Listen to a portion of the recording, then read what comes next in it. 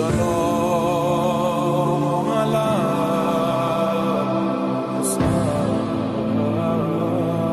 مدینہ سے مدینہ تک ذوالجناح کی وفاداری۔ روایت میں ہے کہ جب امام حالت تیر یا نیزہ کے سبب زین سے زمین پر آئے، کچھ وقت تو سجدہ کی حالت میں پڑے رہے، پھر زمین سے اٹھے، تلوار ہاتھ میں لی اور جس قدر ہمت تھی جہاد کیا۔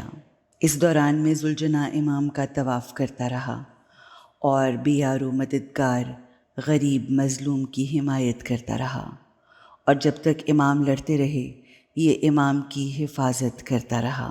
ابو مخنف لکھتے ہیں کہ جب امام زین سے زمین پر آئے تو ذوالجناح آپ کی حمایت کرتا رہا، سواروں پر حملہ کرتا تھا، دانتوں سے شہسواروں کو گریبانوں سے پکڑتا اور زین سے زمین پر کھینچ لیتا اور زمین پر دے مارتا تھا، پھر انہیں سموں تلے رگڑ دیتا، اور اس طریقے سے اس قوم بدبخت کے 40 افراد کو واصل جہنم کیا۔ ذوالجناح کی خیام میں آمد۔ ابن شہر آشوب اپنے مناقب میں روایت کرتے ہیں کہ ذوالجناح نے اپنا سر اور چہرہ امام کے خون میں رنگین کیا، پھر خیام کا قصد کیا، جب کہ ہنہناہٹ غمزدہ تھی، روتا تھا، آنسو بہاتا اور دوڑتا ہوا آیا تو ذوالجناح کے زخموں سے خون جاری تھا، اپنے پاؤں زمین پر مارتا تھا اور دوڑتا تھا تاکہ خیام سے کوئی تشنہ لب حسین کے مددگار کو لے جائے۔ اسی حالت میں خیام کے قریب آیا، جب خیام کے دروازے پر آیا تو فراق کی فریاد کی اور مخدرات عصمت تک اپنی آواز پہنچائی۔ جو ہی اہل حرم نے ذوالجناح کی آواز سنی تو بے اختیار سب خیمہ کے دروازے پر آ گئیں تاکہ دیکھیں کہ امام تشریف لائے ہیں یا خالی ذوالجناح آیا ہے۔ جب بیبیوں نے مرکب کو بغیر راکب کے دیکھا اور یہ ملاحظہ کیا کہ ذوالجناح کی لگامیں کٹی ہوئی ہیں، زین ایک طرف ڈھلکی ہوئی ہے، چہرہ اور سر خون سے غلطاں ہے، نیز فریاد کرتا ہے، کبھی زمین کو اپنے سموں سے کوٹتا ہے اور کبھی سر کو زمین پر مارتا ہے، تو بیبیوں کی آہوزاری اور گریہ و فریاد بلند ہوئی۔ سب کو معلوم ہو گیا کہ امام پر بڑی مصیبت نازل ہو گئی ہے، چنانچہ تمام بیبیاں خیام سے باہر آئیں اور ایک ولولہ اور زلزلہ برپا ہوا۔ ہر بیوی اپنے چہرے پر ماتم کر رہی تھی، ہر خاتون برہناپا تھی، بال بکھرے ہوئے تھے اور بین کر رہی تھی۔ پھر بیبیوں نے ذوالجناح کے گرد حلقہ بنا لیا، 64 مستورات اور بچوں نے ذوالجناح کو گھیر لیا۔ بعض نے ذوالجناح کی لگام کو پکڑ کر مولا کے متعلق پوچھا، بعض نے رکابوں کو بوسہ دیا اور بارش کے قطروں کی طرح ان کے آنسو جاری تھے، بعض نے خم ہو کر گھوڑے کے سموں پر اپنا سر رکھ دیا، بعض اس ذوالجناح کے بدن سے تیر نکال رہی تھیں، بعض اس ذوالجناح کے چہرے سے جو خون امام علیہ السلام سے اپنے ہاتھوں پر لگا رہی تھیں، اپنے بالوں اور چہرے کو خضاب کر رہی تھیں۔ ذوالجناح بھی مستورات کے ساتھ گریہ وزاری کر رہا تھا اور باشعور انسان کی طرح آنسو بہا رہا تھا۔ ذوالجناح سے بیبیوں نے کہا، ہمیں وہاں لے چل جہاں حسین کو اتارا ہے، تو ذوالجناح آگے آگے اور تمام مستورات، بچے اور کنیزیں ذوالجناح کے پیچھے پیچھے ماتم کرتے ہوئے مقتل کی طرف روانہ ہو گئے۔ امام زین العابدین ان کے ہمراہ موجود نہ تھے کیونکہ وہ بیمار تھے اور ان کے علاوہ کوئی خیمہ میں باقی نہ تھا۔ جب یہ سب مقتل میں پہنچے تو دیکھا کہ ایک ظالم کسی کا سر کاٹ رہا ہے۔ جناب زینب عالیہ سلام اللہ علیہا اور ذوالجناح کے علاوہ کوئی بھی نہیں جانتا تھا جو مظلوم خاک و خون میں غلطاں ہے، جس کا سر کاٹا جا رہا ہے، وہ امام حسین علیہ السلام ہیں۔ امام حسین کو شہید کرنے کے لیے کئی لوگوں کو بھیجا گیا۔ حضرت امام حسین علیہ السلام کے بدن پر تیروں، نیزوں اور تلواروں کے زخموں کی کثرت کی وجہ سے ایک وقت ایسا آیا کہ آپ زین سے زمین پر آ گئے۔ ابن سعد کی طرف سے 2 یا 3 شخص امام حسین علیہ السلام کو قتل کرنے کے ارادے سے آتے تھے، لیکن وہ واپس چلے جاتے تھے، کیونکہ جو بھی حضرت کو اس حالت میں دیکھتا اس کو رحم آ جاتا اور قتل کا ارادہ ترک کر دیتا۔ کتاب ریاض الشہادت اور روضۃ الشہداء میں اسماعیل بخاری سے روایت ہے کہ ایک شخص نے امام کے قتل کے ارادے سے امام کے قریب آیا۔ حضرت نے اس کی طرف دیکھا اور فرمایا، تم واپس چلے جاؤ، تم میرے قاتل نہیں ہو، میں نہیں چاہتا کہ تم جہنم میں جاؤ۔ وہ شخص بہت رویا اور عرض کیا، اے فرزند پیغمبر، میں قربان جاؤں، آپ اس حالت میں ہماری فکر کرتے ہیں۔ شخص کے اندر انقلاب برپا پیدا ہو گیا۔ اس نے اپنی ننگی تلوار ہاتھ میں لے کر عمر ابن سعد کی طرف رخ کیا اور رو کر کہا، اس غریب نے کیا قصور کیا ہے کہ سب لشکر تلوار خنجر لے کر کھڑا ہے؟ اس مظلوم نے کیا گناہ کیا ہے کہ پانی بند کر دیا گیا ہے اور اسے قتل کرنے کے در پر ہو؟ اس بے دین لشکر نے کوئی جواب نہ دیا۔ اس شخص نے اپنی تلوار ابن سعد کی طرف ماری، لیکن ابن سعد نے اپنے آپ کو پیچھے کر لیا۔ اپنے غلاموں اور نوکروں کو اس شخص پر حملہ کرنے کی ترغیب دی۔ انہوں نے اس شخص پر ہجوم کر دیا اور گرز، عمود، تلواریں، نیزے اور پتھر مار مار کر اسے شہید کر دیا۔ اس جوان نے زندگی کے آخری لحظات میں امام کی طرف منہ کر کے عرض کیا، اے فرزند پیغمبر، گواہ رہنا کہ یہ مجھے آپ کی محبت کے جرم میں قتل کر رہے ہیں اور کل بروز قیامت میری شفاعت کروائیے گا۔ امام نے کانپتی اور دھیمی آواز سے کہا، تجھے خوشخبری ہو، میں تمہاری اللہ کے پاس شفاعت کروں گا۔ لشکر ابن سعد نے اس جوان پر حملہ کر کے اسے شہید کر دیا، لیکن امام حسین کو قتل کرنے کے لیے کوئی شخص آمادہ نہ تھا، بلکہ جسے بھی قتل کے لیے بھیجتے وہ نزدیک آ کر وحشت زدہ ہو کر پیچھے ہٹ جاتا، اس ہولناک خیانت سے بچنے کی کوشش کرتا تھا۔ اس حالت پر ابن سعد اپنے لشکر سے غضبناک ہوا اور گالیاں دینے لگا۔ لشکر والوں نے کہا کہ تم خود قتل امام علیہ السلام کیوں نہیں کرتے اور فرزند پیغمبر کے خون بہانے کے جرم کو اپنے سر پر کیوں نہیں لیتے؟ ابن سعد لعین گھوڑے سے اترا اور برہنہ خنجر لے کر امام کے قریب آیا۔ امام نے جب قدموں کی آہٹ سنی تو خاک سے اپنا سر اٹھایا اور عمر سعد کو آتے ہوئے دیکھا تو فرمایا، اے عمر، تو میرے قتل کے لیے آیا ہے، تجھ جیسا اور کوئی بے رحم نہیں ہے۔ عمر ملعون کو شرم آئی اور وہ واپس آ گیا۔ ہر طرف نظر دوڑائی کہ کس شخص کو اس مقصد کے لیے بھیجا جائے کہ اچانک اس کی نظر ایک نصرانی پر پڑی جو اپنا سر نیچے کیے ہوئے اپنے خیمے میں جا رہا تھا۔ اس نصرانی کو ابن سعد نے بلایا۔ یہ اس وقت کی بات ہے جب وہ شخص قتل کی نیت سے امام کے قریب جاتا شرمندہ ہو کر واپس جا رہا تھا۔ نصرانی کو کہا گیا کہ وہ شخص غریب زخمی جو دیکھ رہے ہو وہ تمہارے دین کا دشمن اور ہمارے نزدیک مغضوب ہے، اگر اسے قتل کر دو تو یقیناً عیسیٰ نبی کے مقرب بندے بن جاؤ گے۔ نصرانی نے اس خیال سے یہ لشکر اسلام ہے اور اسلام پیغمبر خاتم کی طرف سے منسوب ہے اور ان کا رہبر اولیاء خدا میں سے ہوتا ہے، الماسی خنجر عمر بن سعد سے لیا اور فرزند پیغمبر کو قتل کرنے کے قصد سے قتل گاہ کی طرف روانہ ہوا۔ جب امام کے قریب پہنچا اور اس کی نظر امام غریب پر پڑی کہ وہ نیزوں، تیروں، تلواروں کے اس قدر زخم لگے ہوئے ہیں اور بدن کا کوئی مقام خالی نہیں اور چہرہ باوجود خون میں غلطہ ہونے کے اس قدر نور کبریائی سے درخشاں ہے کہ آنکھیں ان کے چہرے کو دیکھ کر شرما جاتی ہیں، بے اختیار حضرت کے جمال اور کمال میں محو حیرت ہو گیا۔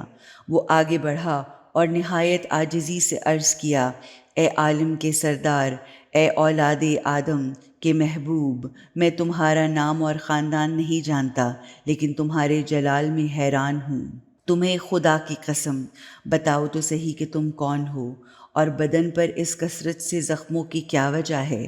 نصرانی نے دیکھا کہ یہ مظلوم غریب خاک پر سوئے ہوئے ہیں اور اپنے خدا سے مناجات کر رہے ہیں اور جواب نہیں دیتے، لیکن آنکھ کھولی اور ایک کیمیا اثر نظر اس نصرانی پر ڈالی، اور امام کی ایک نظر سے اس کے وجود کی خاک سونے میں بدل گئی۔ اس نے دوبارہ عرض کیا، آپ کو مسیح کی قسم اور مریم مقدس کی قسم، مجھے جواب دو، آپ کون ہیں اور کیوں زخمی ہیں؟ پھر بھی جواب نہ سنا۔ پھر اپنے دین کے تمام مقدسات کی قسمیں دیں، پھر بھی جواب نہ سنا۔ پھر ایک قدم آگے بڑھا، دائیں اور بائیں کو دیکھا، کربلا کے دشت میں شہداء کی لاشیں دیکھیں کہ تمام خاک و خون میں غلطاں تھیں، جوان بزرگ چھوٹے بڑے سب خاک پر پڑے تھے۔ حضرت کو ان شہدائے کربلا کی قسم دے کر پوچھا، لیکن پھر بھی جواب نہ ملا، تو عرض کیا، اے غریب بے نوا، اے یار و مددگار شہید، خدا را مجھے جواب دو۔ اس مرتبہ بھی نصرانی کو کوئی جواب نہ ملا۔ اسی دوران میں اس نصرانی نے دیکھا کہ ایک معظمہ خاتون جوں ہی خیمہ سے نکلیں، اس غریب نے پریشان ہو کر خاک سے سر اٹھایا اور اسے خیمہ میں پلٹ جانے کا اشارہ کیا۔ اس نصرانی نے اس معظمہ خاتون کی قسم دی تو اب حضرت برداشت نہ کر سکے، سر خاک سے اٹھایا اور اپنا تعارف کرایا۔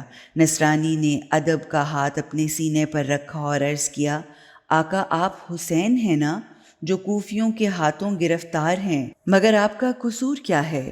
امام نے فرمایا، مجھ سے نہ پوچھو بلکہ ان لشکر والوں سے پوچھو کہ میرا قصور کیا ہے۔ نصرانی نے عرض کیا، میں قربان جاؤں، میں نے بہت پہلے خواب دیکھا تھا اور اس کی تعبیر آج دیکھ رہا ہوں۔ حضرت نے فرمایا، میں تمہارے خواب کو بھی جانتا ہوں کہ وہ کون سا خواب تھا۔ نصرانی نے عرض کیا، میں قربان جاؤں، میرا خواب بیان فرما دیں۔ حضرت نے فرمایا، تم نے خواب میں میرے جد کو دیکھا کہ میرے غم میں تمام پیغمبروں میں سر کو زانوں میں دے کر غم سے رو رہے تھے۔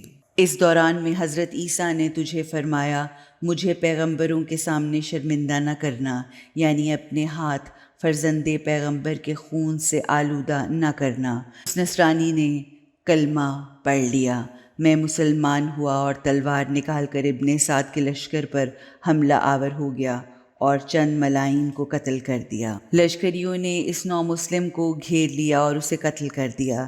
جب یہ جوان گرا تو امام کی طرف دیکھا، امام سے عنایت کا تقاضا کیا۔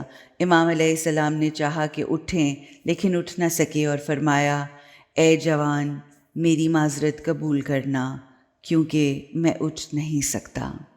طاعت مقدس امام حسین علیہ السلام کی لشکر کی طرف سے توہین۔ جب امام علیہ السلام زخموں کی کثرت اور پیاس کی شدت سے زمین پر گر پڑے تو ابن سعد کو یقین ہو گیا کہ اب امام کے اندر طاقت اور قدرت نہیں رہی کہ اٹھ سکیں، لہٰذا شمر ملعون نے خیام کا رخ کیا اور خیمہ پر نیزہ مارا اور کہا، آگ لے آؤ تاکہ ان خیام کو میں ان کے ساکنوں کے جلا کر راکھ کر دوں۔ مستورات نے شمر کی آواز سنی اور سن کر نالہ ازاری کی اور اس قدر دکھی ہو گئیں اور اس قدر پریشان ہوئیں، اور لشکر ابن سعد کے سپاہی بھی ان کی مظلومیت اور غربت پر رونے لگے۔ پھر شبس بن ربیع آگے بڑھا اور شمر کو واپس پلٹا دیا۔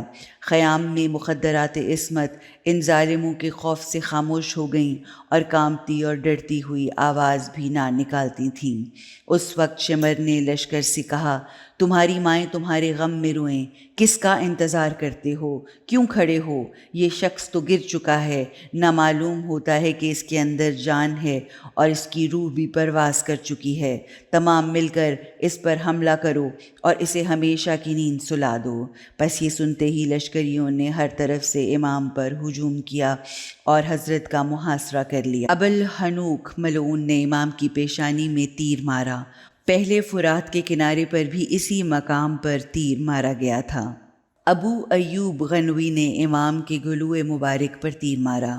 صاحب ریاض الاحزان رقم تراز ہیں، تلوار کی ضربیں، نیزے کے زخم اور وجود مقدس پر ادا کی جنایات اس قدر تھیں کہ قوت امامت کے علاوہ ان کو برداشت کرنا ناممکن ہے۔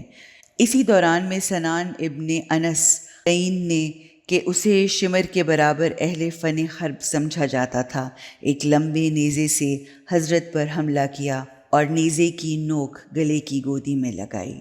محمد بن جریر تبری لکھتا ہے، جب سنان نے گلے کو گودی میں نیزہ مارا اور باہر نکالا تو امام کی روح اعلیٰ علیین کی طرف پرواز کر گئی۔ اس لیے بعض صاحب مقاتل سنان بن انس کو امام کا قاتل سمجھتے ہیں۔ اس ملعون کے نیزے نے امام پاک کے گلوئے مبارک کو کاٹ دیا، گویا حضرت نہر ہو گئے۔ لیکن محمد بن شہر آشوب نے لکھا ہے کہ ایک اور ملعون نے حضرت کے کاندھے پر تلوار کی ضربت لگائی اور زرع بن شریک نے ہاتھ کی ہتھیلی کو جدا کر دیا، اور عمر بن خلیفہ جعفی نے گردن کی رگوں پر تلوار کی ضربیں لگائیں۔ قاتل امام علیہ السلام کون؟ جب امام میدان میں زخمی جسم سے زمین پر گر پڑے تو ابن سعد نے ایک امیر لشکر سے کہا کہ تم معطل کیوں کھڑے ہو؟ حسین کا کام ختم کرو۔ خولی نے جلدی کی کہ وہ امام کا سر جدا کرے۔ جو ہی وہ لعین امام کے قریب پہنچا تو اس کا بدن کانپنے لگا، کیونکہ جب امام نے نظر اٹھا کر اسے دیکھا تو اس کے اندر لرزہ پیدا ہو گیا، لہٰذا وہ اپنے مقصد شوم میں کامیاب نہ ہو سکا۔ کتاب تبر المذاب میں لکھا ہے کہ جب خولی کانپتا اور ہانپتا ہوا واپس آیا اور شمر نے اس کی یہ وحشت زدہ صورت دیکھی تو کہا کہ تیرے ہاتھ شل ہو جائیں، کانپتا کیوں ہے؟ اس نے کہا، خدا کی قسم میں فرزند رسول کو کبھی قتل نہیں کروں گا، یہ کام مجھ سے نہیں ہو سکتا۔ شمر زنازادے نے کہا، برے ہیں تیرے بال جو چہرے پہ ہیں، کیونکہ تو مرد نہیں اور تیرے چہرے کے بال یعنی داڑھی ایک نامرد کے بالوں کی داڑھی ہے۔ مرحوم تریہی لکھتے ہیں کہ جب امام وصال حق کے قریب تھے تو 40 سواروں نے حضرت کے قتل کا ارادہ کیا اور ہر ایک چاہتا تھا کہ وہ امام کا سر تن سے جدا کرے۔ ان میں سے ایک شبس بن ربیع تھا۔ جب وہ آگے آیا تو حضرت نے آدھی آنکھ سے دیکھا، شبس کے ہاتھوں سے تلوار گر گئی اور وہ بھاگ گیا۔ سنان ابن انس نے کہا، حسین کو قتل کیوں نہیں کیا؟ اپنی تلوار مجھے دے دو۔ شبس نے اپنی تلوار اسے دے دی۔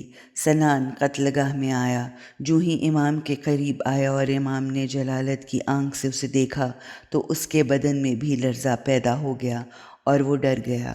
تلوار اس کے ہاتھ سے گر پڑی اور وہ وہاں سے چلا گیا۔ مرحوم سید لہوف میں لکھتے ہیں، سنان بن انس النخعی گھوڑے سے اترا اور تلوار حضرت کے گلو مبارک پر مار دی اور کہنے لگا، خدا کی قسم کہ میں تمہارا سر بدن سے جدا کرنے آیا ہوں، یہ جانتے ہوئے بھی کہ تو فرزند رسول ہے اور تیرے والدین تمام کائنات سے بہتر ہیں۔ اس نے امام کا سر جدا کر دیا۔ لیکن ارباب مقاتل میں مشہور ہے کہ امام حسین علیہ السلام کا قاتل شمر بن ذوالجوشن ملعون ہے۔ شمر کے قتل کرنے کی کیفیت۔ الحاج مرزا رفیع گرم ودی اپنی کتاب ذیۃ النجات میں لکھتے ہیں، جب امام علیہ السلام غشی کی حالت میں زمین پر پڑے تھے تو شمر قریب آیا اور جوتوں سمیت حضرت کے سینہ اقدس پر بیٹھ گیا۔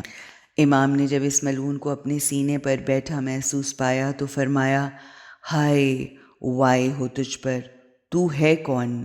تو بہت بلند اور عظیم مقام پر بیٹھا ہے۔ اس ملعون نے جواب دیا، میں شمر ہوں۔ امام حسین نے فرمایا، میں کون ہوں؟ شمر نے کہا، تم حسین بن علی ہو، تمہاری ماں فاطمۃ الزہرا اور جد محمد مصطفیٰ صلی اللہ علیہ وآلہ وسلم ہیں۔ امام نے فرمایا، اے ملعون، میرے حسب و نسب کو بھی جانتے ہو، پھر بھی مجھے قتل کرتے ہو۔ شمر بولا، اگر تمہیں قتل نہ کروں تو یزید کا انعام کیسے حاصل کروں گا؟ امام نے فرمایا، تیرے نزدیک یزیدی انعام بہتر ہے یا میرے جد کی جنت کی شفاعت؟ شمر نے کہا، یزید کا انعام ایک جو کے دانے کے برابر بھی میرے لیے تم سے اور تمہارے جد کی شفاعت سے بہتر ہے۔ امام نے فرمایا، اب اگر تو نے ہی مجھے قتل کرنا ہے تو ایک گھونٹ پلا دے پانی کا۔ شمر نے کہا، ایک گھونٹ پانی بھی ہرگز نہیں دوں گا بلکہ پیاسا ماروں گا۔ امام نے فرمایا، اپنے سینے سے قمیض ہٹا۔ تاکہ میں اپنے قاتل کی نشانی دیکھ لوں۔ شمر نے اپنے شکم اور سینے سے قمیض ہٹائی تو امام نے دیکھا کہ یہ ملعون ابلک ڈبہ اور مبروس ہے اور اس کا چہرہ کتوں اور خنزیروں سے مشابہ لگتا ہے۔ امام نے فرمایا، میرے نانا رسول پاک نے سچ فرمایا تھا۔ شمر نے کہا، تمہارے نانا نے کیا کہا تھا؟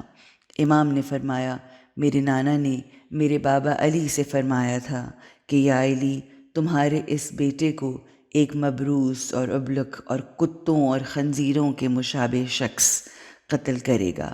شمر ملعون غضبناک ہوا اور کہا، مجھے کتوں اور خنزیروں سے تشبیہ دیتے ہو؟ خدا کی قسم، میں پس گردن سے تمہارے سر کو جدا کروں گا۔ پھر اس ملعون نے امام کو منہ کے بل لٹایا اور پس گردن ضربیں مار مار کر سر کو تن سے جدا کر دیا۔ شمر لعین جب سر جدا کر رہا تھا تو یہ اشعار پڑھ رہا تھا، آج تجھے قتل کر رہا ہوں، حالانکہ مجھے علم الیقین ہے کہ تیرا باپ پیغمبر کے بعد ساری دنیا سے بہتر تھا۔ آج میں تجھے قتل کر رہا ہوں، حالانکہ جانتا ہوں کہ عنقریب پشیمان ہوں گا اور میرا ٹھکانہ جہنم ہوگا۔ یہ ملعون حضرت امام کے حلقوم کی جس رگ کو کاٹتا تھا، امام کی یہ ندا آتی تھی، وا محمدا وا جدہ وا حسنا وا جعفرا وا عقیلا وا عباسا۔ مرحوم تریہی لکھتے ہیں کہ جب اس ملعون نے امام علیہ السلام کا سر جدا کیا تو سر کو نیزہ پر بلند کیا اور تکبیر پڑھی، تو لشکر نے بھی اس کے بعد تکبیریں کہیں۔ ابو مخنف تحریر فرماتے ہیں، لشکر نے 3 بار تکبیر کہی، زمین میں زلزلہ آیا، مشرق و مغرب عالم تاریک ہو گئے، بجلی اس قدر گرجی کہ اس نے لوگوں کو ڈرایا، آسمان سے تازہ خون کی بارش ہوئی اور منادی نے آسمان سے ندا دی، خدا کی قسم، امام، فرزند امام، برادر امام اور آئمہ کے باپ حسین بن علی بن ابی طالب علیہ السلام کو شہید کر دیا گیا۔ شمر ملعون کا امام حسین علیہ السلام کو شہید کرنا۔ مرحوم علامہ مجلسی بہار الانوار میں لکھتے ہیں، شمر سنان بن انس کے ہمراہ امام حسین علیہ السلام کا سر جدا کرنے کے لیے آیا تو امام حسین علیہ السلام کے آخری سانس تھے۔ شدت پیاس کے سبب سے زبان منہ ہی میں زخمی ہو چکی تھی اور اسی کیفیت میں امام حسین علیہ السلام پانی مانگ رہے تھے۔ اس ملعون نے بجائے پانی دینے کے پاؤں سے ٹھوکر ماری اور کہا، اے ابو تراب کے بیٹے، کیا تیرا یہ عقیدہ نہیں تھا کہ تیرا باپ علی ساقی کوثر ہے، جس کو چاہے گا پلائے گا؟ اگر یہی عقیدہ ہے تو ذرا صبر کر تاکہ تمہیں قتل کر دوں اور تجھے تیرے باپ علی پانی پلا دیں۔ پس شمر نے سنان سے کہا، جس حالت میں حسین زمین پر پڑے ہیں پس گردن سے سر کاٹ لے۔ سنان نے کہا، میں یہ کام نہیں کروں گا اور فرزند پیغمبر کے خون کو اپنے ذمہ نہیں لوں گا۔ شمر غضبناک ہوا اور سنان کو گالیاں دیں، پھر غصہ میں آ کر اپنے نجس جوتوں سمیت حضرت کے سینے پر سوار ہو گیا اور پرخون ریش مبارک میں ہاتھ ڈالا۔ اس وقت امام نے فرمایا، مجھے قتل کر رہے ہو؟ تم نہیں جانتے شمر کہ میں کون ہوں؟ شمر نے کہا، جانتا ہوں اور بہت اچھی طرح جانتا ہوں کہ تمہارے نانا، بابا اور تمہاری ماں تمام کائنات سے بہتر ہیں۔ پھر ان کو گالی بکی اور کہا، تمہیں قتل کرتا ہوں اور میرے دل میں خوف ہے اور نہ رحم ہے۔ اس ملعون نے 12 ضربیں لگائیں اور سر کو بدن سے جدا کر دیا۔ اس وقت زمین کو زلزلہ آیا اور تیز سرخ آندھی چلی۔ قتل امام کی کیفیت روایات میں مختلف ہے، مگر معتبر اور مستند جو ہیں وہ یہ ہیں۔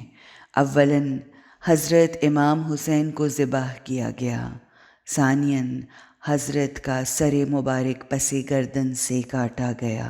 امام زمانہ علیہ السلام نے اپنی زیارت کے جملے میں یہ جملہ کہا کہ میرا سلام ہو اس مظلوم پر جس کے سینے پر شمر بیٹھا تھا اور تلوار کو مقام نہر پر مار رہا تھا، اور اس نے خون آلود ریش مبارک کو ہاتھ سے پکڑا ہوا تھا اور تلوار سے ذبح کر رہا تھا۔ اس کے علاوہ متعدد روایات ہیں جو صراحتاً دلالت کرتی ہیں کہ حضرت ابا عبداللہ الحسین ایک طریقے سے ذبح شہید ہوئے۔ ان روایات میں سے ایک ریان ابن شبیب کی ہے کہ امام رضا علیہ السلام نے فرمایا، اے فرزند شبیب، اگر دنیا میں کسی چیز پر رونا چاہتے ہو تو بس امام حسین علیہ السلام کے مصائب پر رویا کرو، کیونکہ آپ کو ایسے ذبح کیا گیا جیسے گوسفند کو ذبح کیا جاتا ہے۔ سر مبارک کے پس گردن جدا کرنے کا مدرک بہت سی روایات میں ہے، یعنی جو اس معنی پر دلالت کرتی ہیں۔ ان روایات سے ایک روایت علامہ مجلسی نے بہار میں بھی نقل فرمائی ہے، جس میں جناب زینب کے دو فکروں کی تصریح ہے کہ فرماتی ہیں، یہ حسین ہے جس کا سر پس گردن سے جدا کیا گیا۔ دوسرے مقام پر یوں فرماتی ہیں، یہ خاک آلود حسین ہیں جو کربلا میں مارے گئے اور سر پس گردن جدا کیا گیا، جس کا امامہ اور چادر اور کپڑے بھی لوٹ لیے گئے۔ شمر ملعون کا امام حسین کے سر کو نیزے پر بلند کرنا۔ شمر ملعون نے سر تن سے جدا کیا تو امام کے سینے سے اترا اور بلا فاصلہ خون میں لت پت سر کو ایک لمبے نیزے پر چڑھا دیا اور بلند کر دیا اور بلند آواز سے نعرہ تکبیر لگایا۔ ابن سعد کے لشکر کی نظر جب اس سر پر پڑی تو انہوں نے بھی نعرہ بلند کیا۔ نعرہ تکبیر کی آوازیں ہر طرف سنائی دیتی تھیں۔ شمر ملعون کا نیزے پر سر مقدس کو بلند کرنے کا راز یہ تھا کہ تمام لشکر دیکھ لے اور مطمئن اور خوش ہو جائے، اسی وجہ سے سب نے تکبیریں کہیں۔ جو ہی امام کا سر جدا ہوا، زمین میں زلزلے شروع ہو گئے اور فضا سے بہت شور و غل بلند ہوا اور کئی قسم کی آوازیں آنے لگیں۔ زمین کو زلزلہ آیا، آسمان تاریک ہو گیا، سورج کی روشنی ایسی تاریکی میں بدلی کہ ستارے نظر آنے لگے۔ امام صادق علیہ السلام نے فرمایا کہ عمر ابن سعد کے لشکر سے ایک شخص نے نعرہ لگایا تو انہوں نے پوچھا کہ تجھے کیا ہو گیا ہے؟ اس نے کہا، میں نے خود اپنی آنکھوں سے رسول پاک کو دیکھا ہے کہ وہ ایک نظر امام حسین پر ڈالتے ہیں اور دوسری نظر لشکر پر کرتے ہیں، اور میں ڈرتا ہوں کہ ابھی عذاب الہی نازل ہونے والا ہے، اسی لیے نعرہ لگایا ہے۔ لوگوں نے اس کی مذمت کی اور کہا کہ یہ شخص دیوانہ ہو گیا ہے۔ راوی نے امام علیہ السلام سے سوال کیا کہ یہ نالہ و گریہ کرنے والا کون تھا؟ حضرت نے فرمایا، میں تو اسے جبرائیل سمجھتا ہوں کہ اپنے سردار کی شہادت پر نالہ کیا، اور اگر چاہتا تو ایک چیخ سے تمام کائنات کو برباد کر دیتا۔ حضرت امام حسین علیہ السلام کا لباس لوٹنا۔ امام علیہ السلام کی شہادت کے بعد لوگ 1 گھنٹہ تک متحیر ہو گئے، کیونکہ یہ زمین کو زلزلہ آ گیا تھا، فضا میں ہولناک آوازیں بلند ہو رہی تھیں، سورج کو گرہن لگ گیا تھا، ہوا تاریک ہو گئی، ستارے ظاہر ہو چکے تھے، اس کے ساتھ ساتھ آسمان سے خون برسا، سرخ اور سیاہ آندھی چلی، دنیائے عالم کی حالت بدل گئی، لوگوں میں عجیب وحشت پیدا ہو گئی کہ ابھی آسمان سے کوئی عذاب آنے والا ہے یا زمین اپنے اہل کو غرق کرنے والی ہے۔ 1 گھنٹے کے بعد آہستہ آہستہ فضا روشن ہوئی، گرد و غبار بیٹھ گئی، سرخی ہر طرف ہوئی، زمین کا زلزلہ رک گیا، لوگوں کی حالت معلوم کے مطابق ہونے لگی اور حیرت و درماندگی سے نکلے تو ملائین نے پھر سے سرکشی شروع کر دی، ظلم اور تجاوز کرنا شروع کر دیا، شرارت اور فساد کا اعادہ کیا اور امام مظلوم کی لاش پر ہجوم کر کے حضرت کے لباس تن کو لوٹ لیا۔ امام علیہ السلام کا پیراہن اسحاق بن حیات حزمی نے اٹھا لیا اور جب پہنا تو برس کے مرض میں مبتلا ہو گیا اور اس کے سر اور چہرے کے بال گر گئے۔ مرحوم سید لہوف میں لکھتے ہیں، امام کے اس پیرہن میں 113 سوراخ تھے جو نیزوں، تیروں اور تلواروں کی وجہ سے ہوئے تھے۔ حضرت کا امامہ اخنف بن مرصد یا جابر بن یزید عودی نے لوٹا، اور جب سر پر باندھا تو وہ دیوانہ اور مجذوم ہو گیا۔ حضرت کی نالین مبارک اسود بن خالد نے چرائی، اور حضرت کی انگشتری بہدل بن سلیم نے لوٹی اور انگوٹھی اتارنے کے لیے امام کی انگلی بھی کاٹ ڈالی۔ ارباب تاریخ نے لکھا ہے کہ اس انگوٹھی کو اتارنے اور امام کی انگلی کاٹنے کے جرم میں جناب مختار ثقفی نے اس ملعون بہدل بن سلیم کے ہاتھ اور پاؤں کاٹ دیے، اور وہ اپنے خون میں تڑپتا رہا اور تڑپتے ہوئے واصل جہنم ہوا۔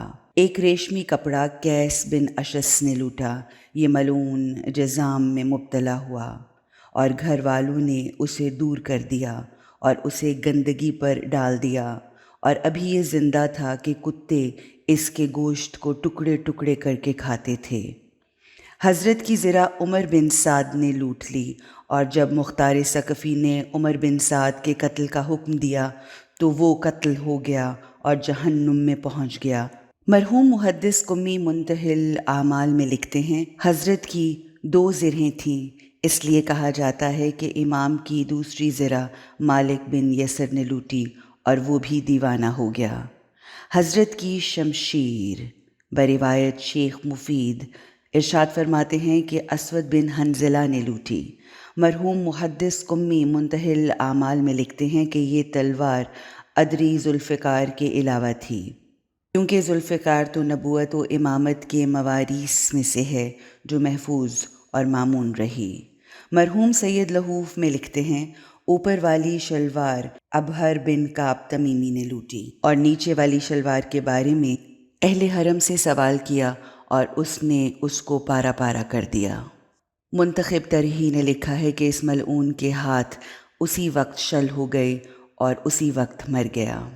شہادت امام حسین علیہ السلام کے بعد ذوالجناح کی خیام میں آمد۔ امام حسین علیہ السلام کی شہادت کے بعد آپ کا سر کاٹ لیا گیا، عبا لوٹ لی گئی اور امام کو تنہا چھوڑ دیا گیا۔ اس وقت امام حسین علیہ السلام کا مخصوص گھوڑا یعنی ذوالجناح جو امامت کی مواریث میں سے تھا، آنسو بہاتا ہوا اپنے آقا کے بطن کا طواف کرتا رہا، اور جو شخص اس کو پکڑ کر مال غنیمت بنانے کے لیے آگے بڑھتا وہ اپنی ٹانگوں سے اسے رگڑ دیتا۔ لشکر والوں نے جس قدر بھی ذوالجناح کو پکڑنے کی کوشش کی کہ مال غنیمت بنا سکیں، وہ ناکام رہے، کیونکہ یہ حیوان امانات امامت میں سے تھا، اور کوئی شخص امامت کی مخصوص امانت کو نہیں رکھ سکتا۔ جو چیزیں امام کے لباس سے لوٹی گئیں، مثلاً امامہ، شمشیر، انگوٹھی، وہ امامت کی مواریث میں سے نہ تھیں۔ یہ ذوالجناح خستگی، تشنگی اور بدن میں کثیر تیروں کے پیوست ہونے کے باوجود امام کی لاش کا طواف کرتا رہا اور آرام اور سکون نہ کرتا تھا، کبھی دائیں اور کبھی بائیں طرف آ جاتا تھا اور دکھی بین کرتا تھا اور آنسو بہاتا جا رہا تھا، نیز دشمنوں کو پاؤں سے مارتا اور امام سے دور کرتا۔ چونکہ ذوالجناح کو امام حسین سے بہت محبت تھی، لہٰذا امام کے بدن کو چھوڑنے کے لیے تیار نہ تھا۔ دشمنوں نے اس کو مہر سے تشبیہ دی۔ مہر گھوڑے کا وہ بچہ ہوتا ہے جو کسی صورت ماں سے جدا نہ ہوتا۔ مرحوم تریحی منتخب میں لکھتے ہیں کہ جب امام علیہ السلام شہید ہو گئے تو ذوالجناح بین کرتا اور شہیدوں میں پھرتا رہتا تھا۔ عمر بن سعد نے کہا، اس گھوڑے کو پکڑ کر لے آؤ، کیونکہ یہ نجیب اور اصیل گھوڑا ہے۔ جو شخص پکڑنے آتا وہ دانتوں سے کاٹتا اور پیروں سے مارتا اور جہنم میں پہنچا دیتا۔ ابن سعد نے دیکھا کہ اب کوئی چارہ نہیں تو حکم دیا کہ اسے اپنے حال پر چھوڑ دو اور دیکھو کہ کیا کرتا ہے۔ لشکر والے دور ہو گئے، انہوں نے دیکھا کہ ذوالجناح امام حسین علیہ السلام کی لاش پر آیا اور نالہ و زاری کی۔ آہو بکا کرنے لگا۔ سب نے دیکھا کہ ذوالجناح امام حسین علیہ السلام کی خوشبو کو سونگھتا ہے اور حضرت کے زخموں پر منہ رکھ کر چومتا ہے اور ایسی ماں کی طرح روتا ہے جس کا نوجوان بیٹا مر گیا ہو۔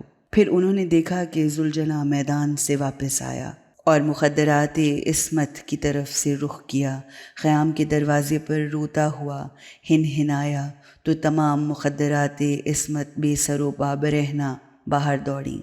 جب ذوالجناح کو خالی دیکھا تو دل سے سرد آہیں نکلیں اور چہروں پر ماتم کرنے لگیں اور یہ بیان کیے، واہ سیدہ واہ حسینہ، اور ذوالجناح کے ارد گرد ماتمی حلقہ بنا لیا۔ ہر کوئی ذوالجناح سے اپنی زبان حال میں باتیں کر رہا تھا، البتہ ان سب کا ایک سوال مشترک تھا اور وہ یہی تھا کہ اے ذوالجناح، تم تو اپنے مالک کے بہت وفادار تھے، انہیں کیوں اکیلا چھوڑ آئے ہو اور کیوں واپس نہ لائے؟ ذوالجناح بہت شرم کرنے والا تھا، لہٰذا شرم کے مارے اپنے دائیں ہاتھ کو پیٹ پیٹ کر نیچے کر لیا اور بائیں ہاتھ کو آگے لمبا کر لیا اور اپنے سر کو شرمندگی کی وجہ سے بائیں ہاتھ کے نیچے چھپا لیا، جبکہ آنسو مسلسل بارش کی طرح جاری تھے اور بچوں اور مخدرات عصمت کی غربت اور حالت ذوالجناح کو مزید بے قرار کر رہی تھی، اور ان مظلوموں کا دکھی انداز میں اس قدر گریہ و زاری سنی تو دیوانہ وار کبھی اس طرف جاتا اور کبھی اس طرف جاتا، نیز دکھ اور پریشانی کی وجہ سے اس قدر اپنا سر زمین پر مارا کہ روح پرواز کر گئی۔ مرحوم قزوینی حدائق الانس میں لکھتے ہیں کہ ذوالجناح کی حالت موت کے بارے میں 4 روایات اور بھی ہیں۔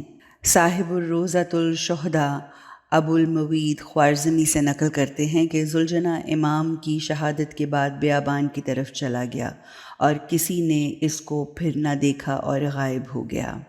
مرحوم دربندی لکھتے ہیں، جناب شہر بانو اس ذوالجناح پر سوار ہوئیں اور وہ شہر رے آئیں، البتہ یہ روایت نہایت ضعیف اور ناقابل اعتبار ہے۔ ابو مخنف نے عبداللہ بن قیس سے نقل کیا ہے کہ میں نے دیکھا کہ امام کا ذوالجناح دشمنوں کو امام سے دور کر رہا تھا، پھر خیام کی طرف آیا، وہاں سے فرات کی طرف گیا اور خود کو فرات میں ڈال دیا اور اسی میں ڈوب گیا اور پھر اسے کسی نے نہیں دیکھا۔ بعض نے لکھا ہے کہ یہ ذوالجناح کربلا سے مدینہ آیا اور مسجد نبوی کے سامنے پہنچ کر امام کی شہادت خبر رسول پاک کو دی اور اب ذوالجناح امام زمانہ علیہ السلام کے پاس موجود ہے۔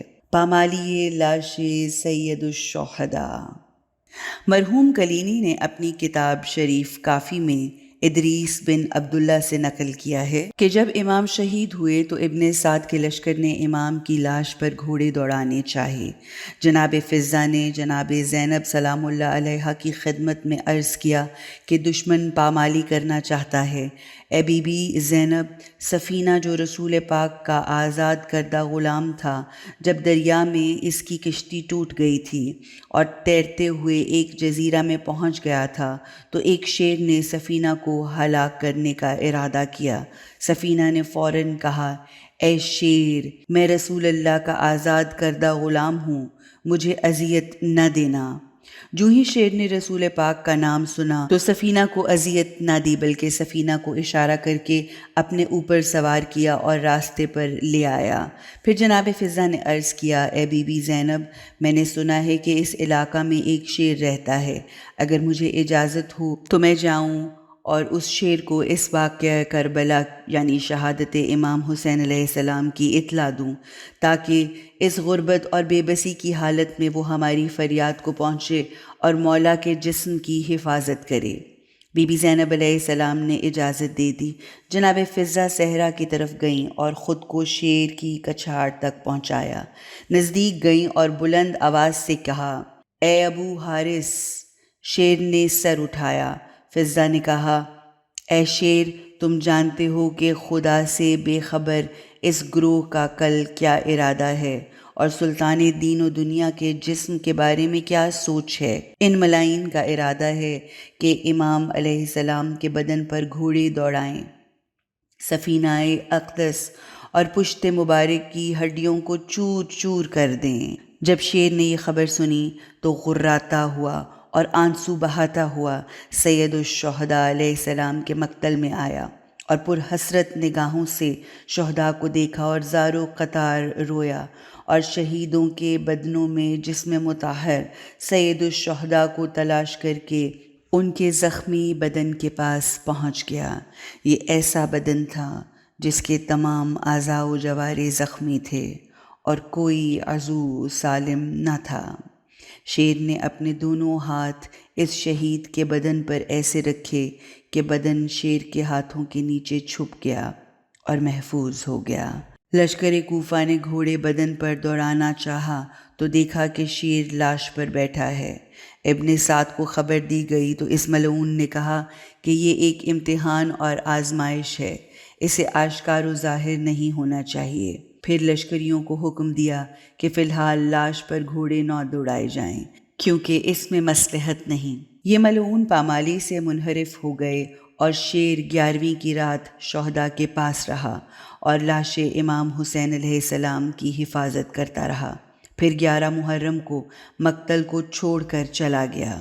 11 محرم کی عصر کے وقت جب ابن سعد نے اپنے فوجیوں کی لاشوں کو دفن کرنے کا حکم دیا تو شیر کے جلے جانے کی وجہ سے چند لوگوں سے کہا کہ اب حسین کے بدن پر گھوڑے دوڑا دو تاکہ ابن زیاد کے حکم پر عمل درآمد ہو جائے۔ علامہ مجلسی نے بہار میں امام حسین علیہ السلام کی لاش کو پامال کرنے والوں کے نام یہ لکھے ہیں: اسحاق بن حیول حضرمی، اخنس بن مرصد، حکیم بن طفیل السنبی، عمرو بن سبی السیدوانی، رجا بن منقذ العبدی، سالم بن خیسمہ، صالح بن وہب ابی الجعفیان، واحد بن نعیم، ہانی بن ثبت الخزرمی، اسید بن مالک۔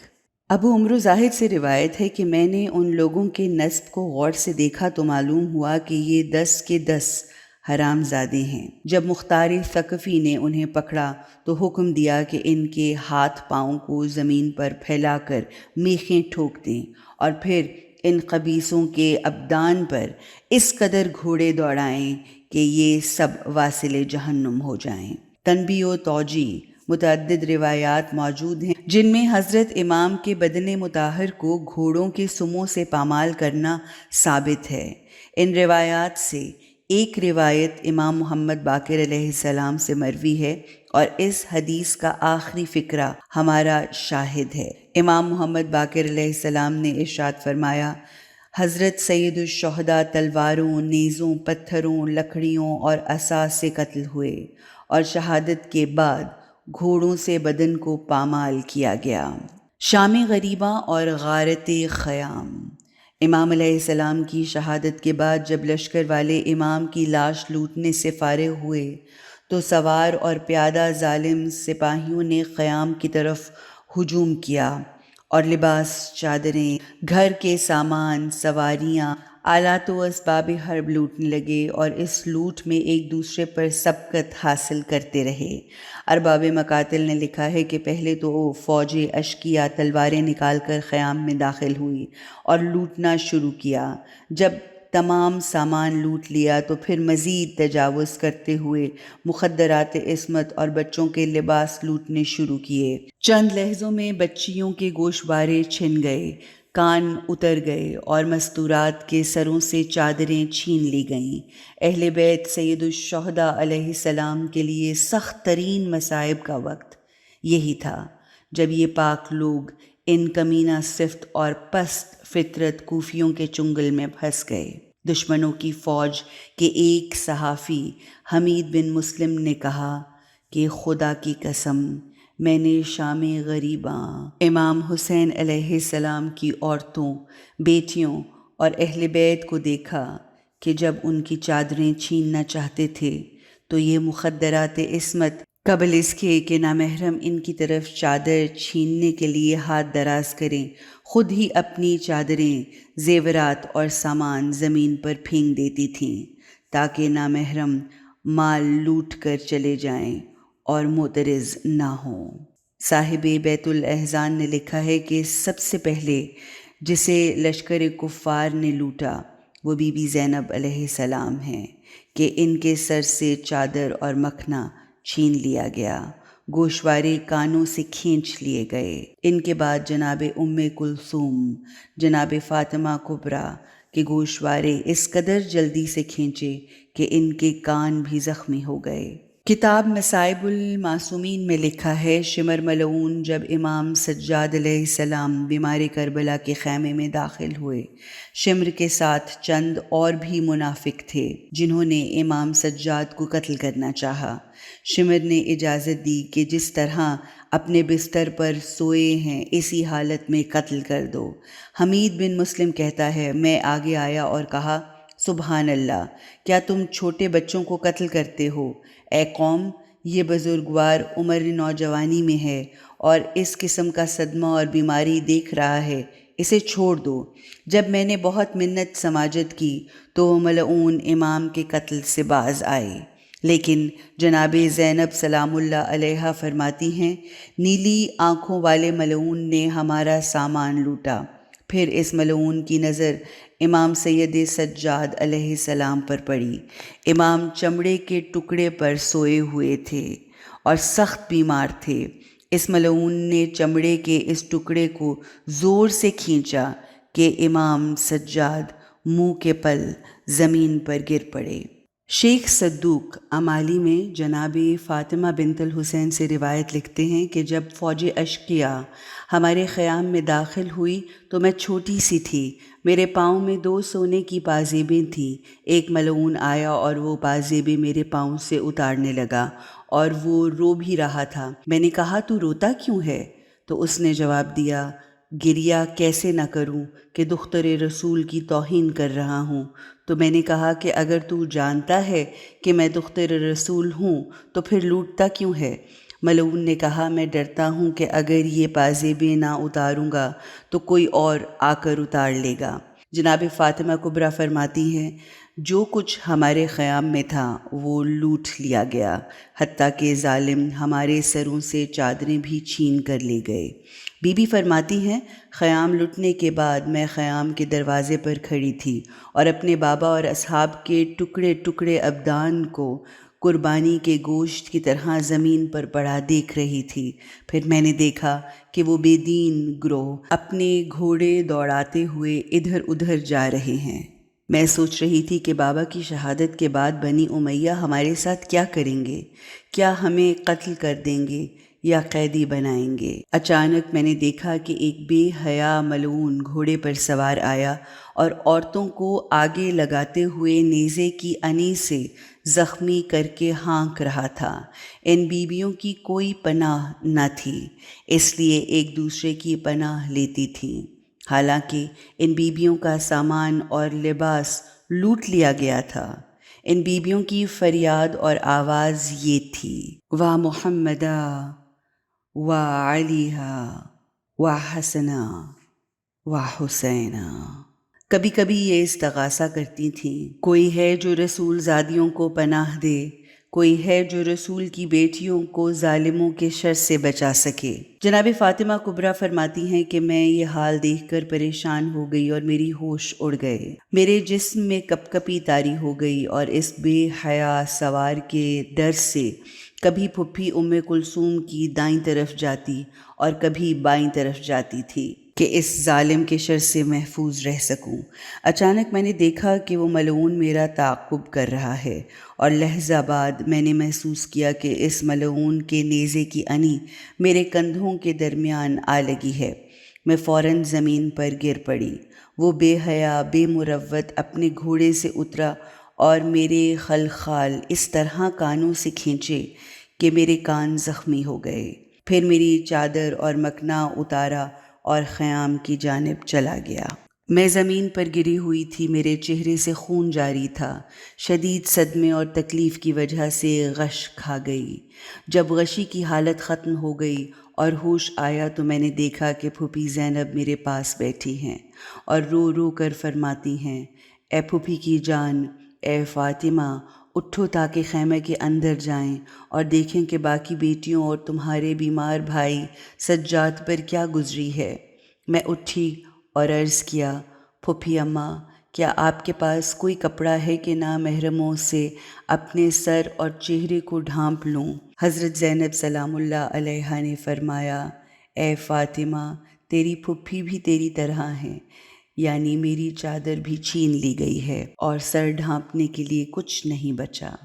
جناب فاطمہ سلام اللہ علیہا فرماتی ہیں، جب میں پھوپھی کے ساتھ خیمہ میں آئی تو دیکھا کہ خیمہ میں جو کچھ تھا وہ لٹ چکا تھا، اور بھائی سجاد اسی حال میں منہ کے بل خاک پر پڑے تھے، کیونکہ ظالم نے امام سجاد کے نیچے سے چمڑے کا فرش ایسے زور سے کھینچا تھا کہ بیمار امام منہ کے بل زمین کربلا پر گر گئے اور ابھی اسی حالت میں پڑے تھے۔ وہ بیمار تھے اور تشنگی اور خستگی کی وجہ سے ان میں اٹھنے بیٹھنے کی طاقت نہ تھی۔ جب پھپھی اور میں نے بیمار کو اس حال میں دیکھا تو بے اختیار گریہ کیا۔ امام سید سجاد نے بھی بہت گریہ کیا۔ وہ ہماری غربت اور دربدری پر رو رہے تھے اور ہم ان کی بیماری، پیاس، بھوک اور خاک پر اوندے منہ پڑے ہونے پر رو رہے تھے۔ پس ہم نے سجاد جناب بیمار کربلا کے بازو کو پکڑ کر زمین سے اٹھایا اور سیدھا کر کے بٹھایا اور سب نے گریہ کیا۔ بیمار مظلوم کے پاس بیٹھ کر سب بیبیاں رو رہی تھیں، نیز خوف و اضطراب اور ماتم کر رہی تھیں۔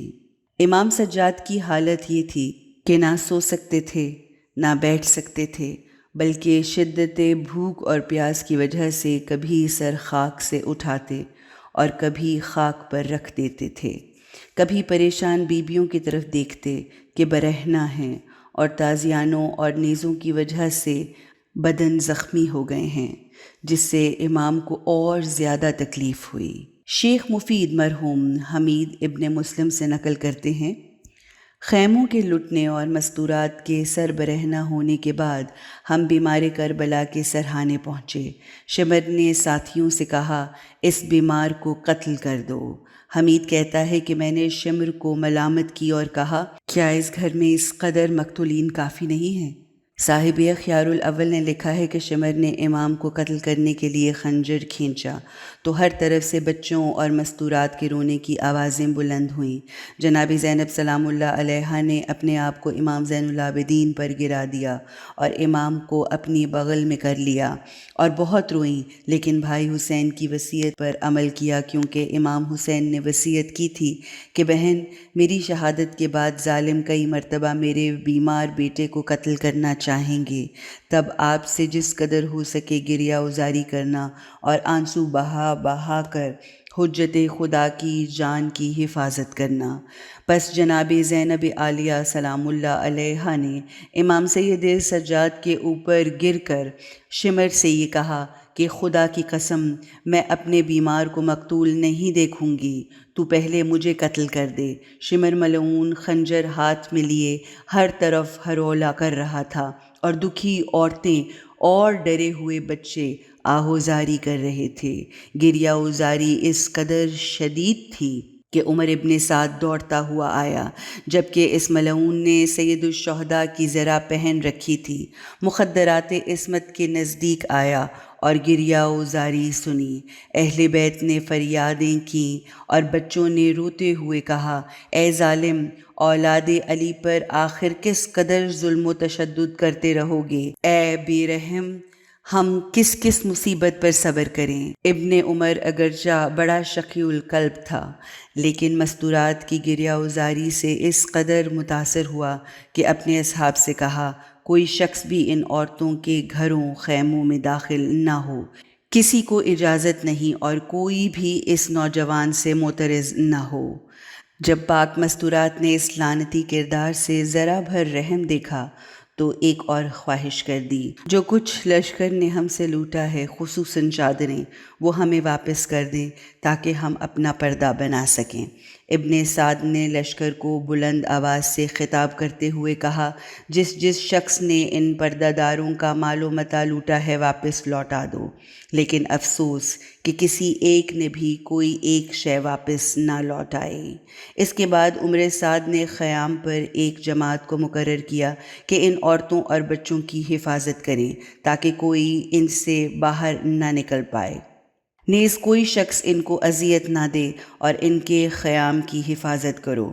یہ حکم دے کر ابن سعد چلا گیا۔ خیام حسینی کو آگ لگانا۔ جب خیام اور اہل خیام کی حفاظت کے لیے ابن سعد نے ایک جماعت مقرر کی تو شمر بہت غضبناک ہوا اور خولی و سنان سے کہا کہ آخر ابن سعد اولاد علی سے اس قسم کا نرم برتاؤ کیوں کرتا ہے، حتیٰ کہ اس نے بیمار کی سفارش کی اور ہمیں اس کے قتل سے باز رہنے کی تاکید کی۔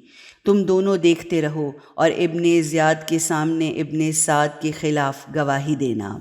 جب شمر کے اس نظریے کی اطلاع ابن سعد کو ملی تو وہ خوف سے مارا آیا اور کہا، اے لشکر، ہمارا مقصد حسین تھا، اسے قتل کر دیا ہے، لیکن عورتوں اور بچوں کا کوئی قصور نہیں۔ پھر جو انہوں نے دکھ دیکھ لیے، پریشانیاں دیکھ لیں اور مصیبتوں پر تحمل کیا، اب اس پر تم راضی نہیں ہو اور میرے اس حکم پر خوش نہیں ہو تو جاؤ، میں یہ حکم واپس لے لیتا ہوں۔ جو ظلم کر سکتے ہو کرو، مگر میری شکایت نہ کرنا۔ پس شمر ملعون چند دشمنوں کے ساتھ خیام کے پاس آیا اور حکم دیا کہ عورتوں اور بچوں کو خیام سے نکال دو۔ سید بن طاؤس در لحوف میں فرماتے ہیں، راوی کہتا ہے کہ تمام عورتوں اور بچوں کو خیام سے باہر نکالا گیا، پھر خیام کو آگ لگا دی گئی۔ مخدرات عصمت نے جب یہ حالت دیکھی تو سر برہنہ اور ننگے پاؤں روتے اور آہ و فریاد کرتے ہوئے وہاں سے نکلے۔ اس وقت ان بے دینوں نے انہیں قیدی بنایا اور ذلت و خواری سے لے گئے۔ مرحوم قزوینی رقم تراز ہیں۔ راوی کہتا ہے کہ میں نے دیکھا کہ تمام مخدرات باہر دوڑیں، حتیٰ کہ بچوں کو پا برہنہ گرم ریت پر آرام نہ آتا تھا۔